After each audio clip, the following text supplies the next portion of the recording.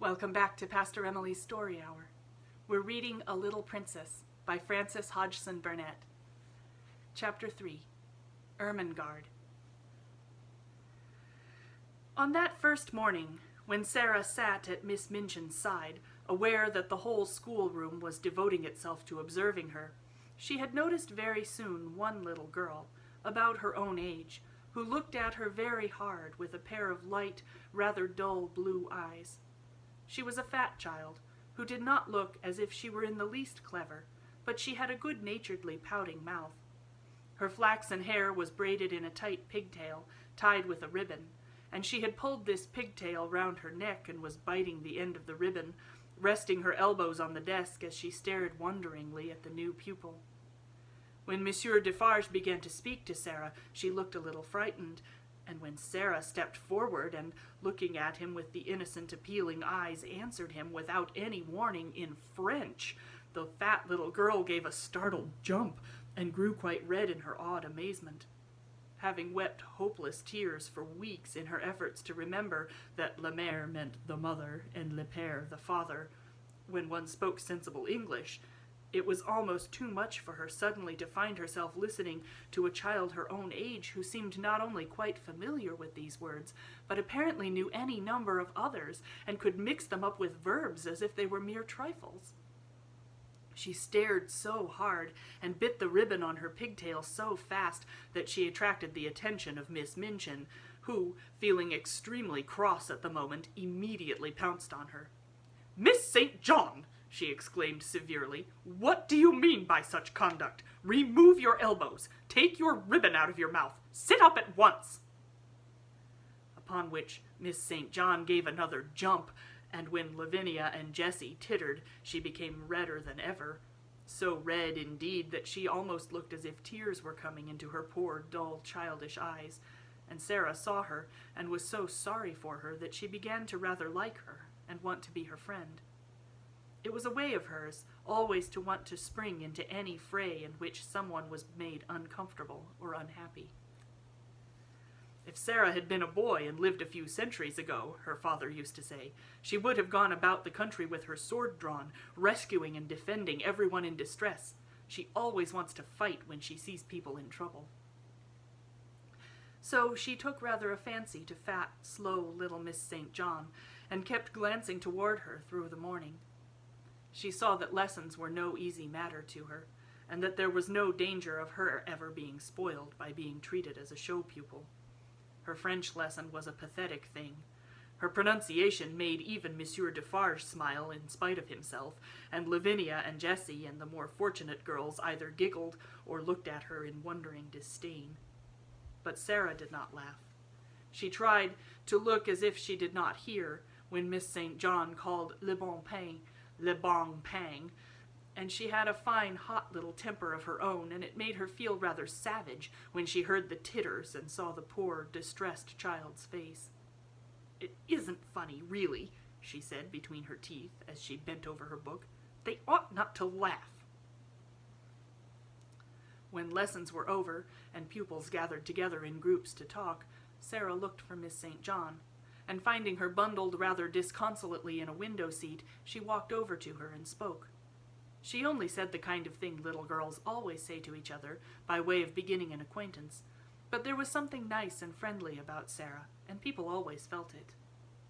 "What is your name?" she said. To explain Miss St. John's amazement, one must recall that a new pupil is, for a short time, a somewhat uncertain thing, and of this new pupil the entire school had talked the night before until it fell asleep quite exhausted by excitement and contradictory stories. A new pupil with a carriage and a pony and a maid and a voyage from India to discuss was not an ordinary acquaintance. "My name's Ermengarde St. John," she answered. "Mine is Sarah Crewe," said Sarah. "Yours is very pretty. It sounds like a storybook." "Do you like it?" fluttered Ermengarde. I like yours." Miss St. John's chief trouble in life was that she had a clever father. Sometimes this seemed to her a dreadful calamity. If you have a father who knows everything, who speaks 7 or 8 languages, and has thousands of volumes which he has apparently learned by heart, he frequently expects you to be familiar with the contents of your lesson books at least, and it is not improbable that he will feel you ought to be able to remember a few incidents of history and to write a French exercise.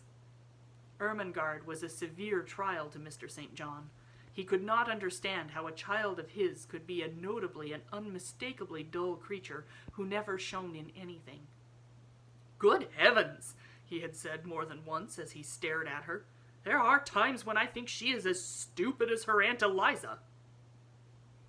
If her Aunt Eliza had been slow to learn and quick to forget a thing entirely when she had learned it, Ermengarde was strikingly like her. She was the monumental dunce of the school, and it could not be denied. "She must be made to learn," her father had said to Miss Minchin. Consequently, Ermengarde spent the greater part of her life in disgrace or tears. She learned things and forgot them, or if she remembered them, she did not understand them. So it was natural that, having made Sarah's acquaintance, she should sit and stare at her with profound admiration. "You can speak French, can't you?" she said respectfully.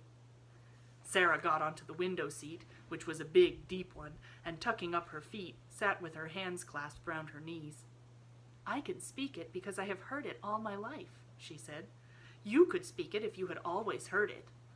"Oh, no, I couldn't," said Ermengarde. "I never could speak it." "Why?" inquired Sarah, curiously. Ermengarde shook her head so that the pigtail wobbled. "You heard me just now," she said. "I'm always like that. I can't say the words. They're so queer." She paused a moment, and then added with a touch of awe in her voice, "You are clever, aren't you?" Sarah looked out of the window into the dingy square, where the sparrows were hopping and twittering on the wet iron railings and the sooty branches of the trees. She reflected a few moments. She had heard it said very often that she was clever, and she wondered if she was, and if she was, how it had happened. "I don't know," she said. "I can't tell." Then, seeing a mournful look on the round, chubby face, she gave a little laugh and changed the subject. "Would you like to see Emilie?" she inquired. "Who is Emilie?" Ermengarde asked, just as Miss Minchin had done. "Come up to my room and see," said Sarah, holding out her hand. They jumped down from the window seat together and went upstairs. "Is it true," Ermengarde whispered, as they went through the hall, "is it true that you have a playroom all to yourself?" "Yes," Sarah answered. "Papa asked Miss Minchin to let me have one because, well, it was because when I play I make up stories and tell them to myself, and I don't like other people to hear me. It spoils it if I think people listen." They had reached the passage leading to Sarah's room by this time, and Ermengarde stopped short, staring and quite losing her breath. "You make up stories?" she gasped. "Can you do that as well as speak French? Can you?" Sarah looked at her in simple surprise. "Why, anyone can make up things," she said. "Have you never tried?" She put her hand warningly on Ermengarde's. "Let us go very quietly to the door," she whispered, "and then I will open it quite suddenly. Perhaps we may catch her." She was half laughing, but there was a touch of mysterious hope in her eyes which fascinated Ermengarde, though she had not the remotest idea what it meant, or whom it was she wanted to catch, or why they wanted to catch her. Whatever she meant, Ermengarde was sure it was something delightfully exciting. So, quite thrilled with expectation, she followed her on tiptoe along the passage. They made not the least noise until they reached the door. Then Sarah suddenly turned the handle and threw it wide open. Its opening revealed the room, quite neat and quiet, a fire burning gently in the grate, and a wonderful doll sitting in a chair by it, apparently reading a book. "Oh, she got back into her seat before we could see her," Sarah exclaimed. "Of course they always do. They are as quick as lightning." Ermengarde looked from her to the doll and back again. "Can she walk?" she asked breathlessly. "Yes," said Sarah. "At least, I believe she can. At least, I pretend I believe she can, and that makes it seem as if it were true. Have you never pretended things?" "No," said Ermengarde. "Never. Tell me about it." She was so bewitched by this odd new companion that she actually stared at Sarah instead of Emilie, notwithstanding that Emilie was the most attractive doll person she had ever seen. "Let us sit down," said Sarah, "and I will tell you. It's so easy that when you begin you can't stop. You just go on doing it always, and it's beautiful. Emilie, you must listen.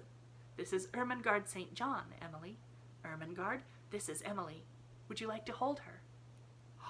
"Oh, may I?" said Ermengarde. "May I really? She is beautiful." And Emilie was put into her arms. Never in her dull, short life had Miss St. John dreamed of such an hour as the one she spent with the queer new pupil before they heard the lunch bell ring and were obliged to go downstairs. Sarah sat upon the hearthrug and told her strange things. She sat rather huddled up, and her green eyes shone and her cheeks flushed. She told stories of the voyage and stories of India, but what fascinated Ermengarde most was her fancy about the dolls, who walked and talked and could do anything they chose when human beings were out of the room, but who must keep their powers a secret and so flew back to their places like lightning when people returned to the room. "We couldn't do it," said Sarah seriously. "You see, it's a kind of magic." Once, when she was relating the story of the search for Emilie, Ermengarde suddenly saw her face change.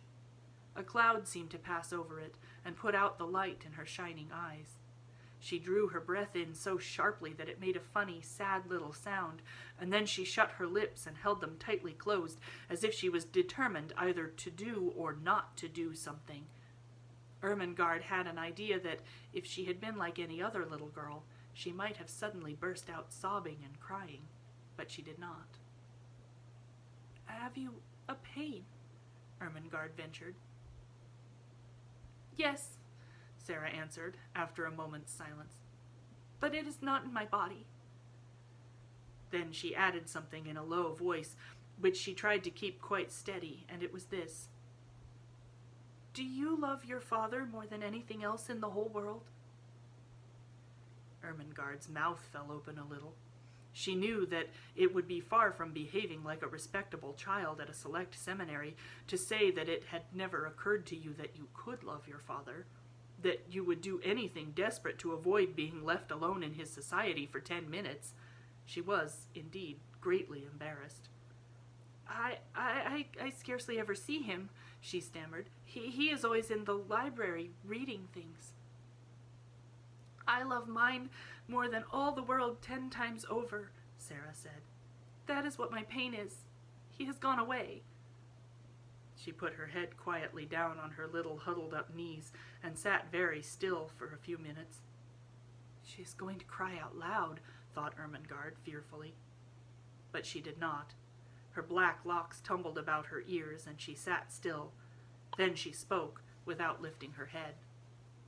"I promised him I would bear it," she said, "and I will. You have to bear things. Think what soldiers bear. Papa is a soldier. If there was a war, he would have to bear marching and thirstiness and perhaps deep wounds, and he would never say a word, not one word." Ermengarde could only gaze at her, but she felt that she was beginning to adore her. She was so wonderful and different from anyone else. Presently she lifted her face and shook back her black locks with a queer little smile. "If I go on talking and talking," she said, "and telling you things about pretending, I shall bear it better. You don't forget, but you bear it better." Ermengarde did not know why a lump came into her throat, and her eyes felt as if tears were in them. "Lavinia and Jessie are best friends," she said rather huskily. "I wish we could be best friends. Would you have me for yours? You're clever, and I'm the stupidest child in the school. But, oh, I do like you so." "I'm glad of that," said Sarah. "It makes you thankful when you are liked. Yes, we will be friends. And I'll tell you what," a sudden gleam lighting her face, "I can help you with your French lessons." Come back tomorrow for Chapter 4.